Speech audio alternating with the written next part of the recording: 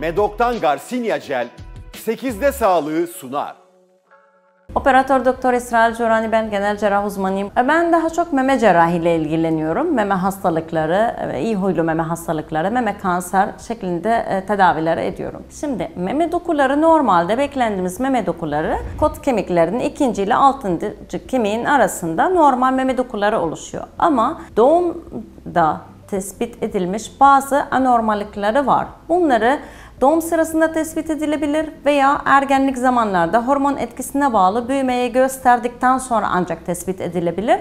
Aksesuar meme biz ona diyoruz. Aksesuar meme o mama hat boyunca, yani aksilleden koltuk altından kasına doğru o hat boyunca meme dokusunun oluşabilir. Memeden ayrı olarak, yani her kadının 2 tane memesi var ama bazı kadınlarda 3 veya 4 tane memelerine oluşabilir. O meme doku normal yerinde olmadığı için biz ona aksesuar meme olarak diyoruz. Bu bir kanser değil, bu tamamen bir vücut anormallik olarak kabul ediyoruz. Bazen sadece meme doku şeklinde, yani üzerindeki cildi tamamen normal, sadece şişkinlik şeklinde tespit edilebiliyor veya kitle şeklinde tespit edilebiliyor. Bazıları meme uçlarından birden fazla meme uçları da tespit edilebiliyor. Yani farklı yerlerde meme uçları ve meme başının etrafındaki areola şeklinde farklı yerlerde oluşabiliyor. Yani onu tamamen hasta isteğine bağlı. Bunu herhangi bir meme doku gibi sadece takip edilebilir. Yani ultrason veya muayene ile onun içinde meme doku olduğu için tabii kistler oluşabilir, fibroadenomalar oluşabilir, kanser de oluşabilir. Çünkü bu bir meme dokusu. Normal olmayan bir yerde olmasına rağmen yine meme dokusu gibi davranıyor. Ama hastanın estetik açısından herhangi bir isteği yoksa bunu cerrahiyle alınması gerektiren bir durum yok. Boyutuna göre ve pozisyona göre tabii ki de hastalıkları daha çok estetik açısından eğer aldırılmasını tavsiye edersek ederiz.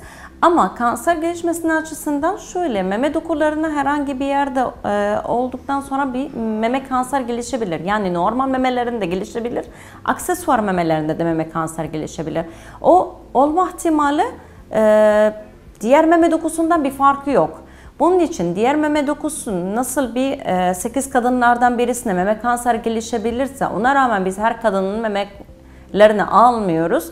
Bu aksesuar meme de aynı şekilde. Orada kanser gelişme ihtimali, fibroadenom gelişme ihtimali, kist gelişme ihtimali var.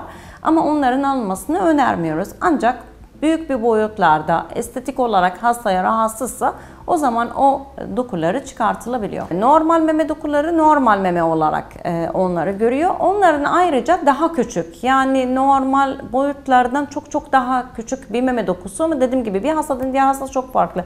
Bazı hastalarda var ama onları fark etmiyorlar bile. Ancak ultrason yapıldığı zamanlarda o koltuk altı mesela orada aksesuar bir meme dokusu tespit ediliyor diyelim. Bazıları yok. Gebelik sırasında o hormon etkisinden büyüdüğü için tespit ediliyor. Orada bir şişlik başladı. Acaba yağ bezesi mi? Yağ bezesiyle benzer bulgular aslında o kadar böyle bir boyutlarında oluyor. Çoğu zaman da koltuk altı doğru uzanıyor. Ama farklı yerlerde de oluşabilir. Tabii memenin altında böyle bir kalınlaşma hissedebiliyorlar. Ufak bir büyüme, yağ bezesi gibi şikayetiyle gelebiliyorlar. Ultrason ve muayene yapıldıktan sonra biz bunu aksesuar bir meme dokusu olarak tespit edebiliyoruz. Ama asla hiçbir zaman meme boyutlarıyla aynı boyutu olmuyor. Yani en çok aslında hastalar çok endişe ettikleri zaman, dediğim gibi çoğu zaman fark edilmiyor, ancak gebelik veya emzirme sırasında fark ediliyor. Orada şişiyor, ağrı gösteriyor, hassasiyet gösteriyor. Hasta o zaman bir panik içinde oluyor. Acaba orası kanser mi, yoksa bu başka bir şey, bir kitle mi? Bunlar kitle değil, bunlar tamamen normal meme dokusu. Şişmediği için fark edilmiyor. Ancak ya adet dönemlere yakın ağrı gösterebilir veya gebelikte, emzirme sırasında ağrıları gösterebilir. O zaman fark edilebilir.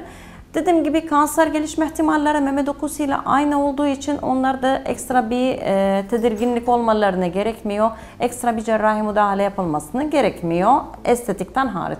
Yani aksesuar meme ile ilgili ekstra olarak herhangi bir şişlik fark ettiğiniz zamanlarda elinizde hassasiyet göstermiş olan bir dokularda mutlaka tabii başvurmanızda ve tetkik etmekte bir fayda var. Ama dediğim gibi meme dokularından farklı bir doku olmadığı için ekstra bir cerrahi müdahale gerekmiyor. Medok'tan Garcinia Gel 8'de sağlığı sundu.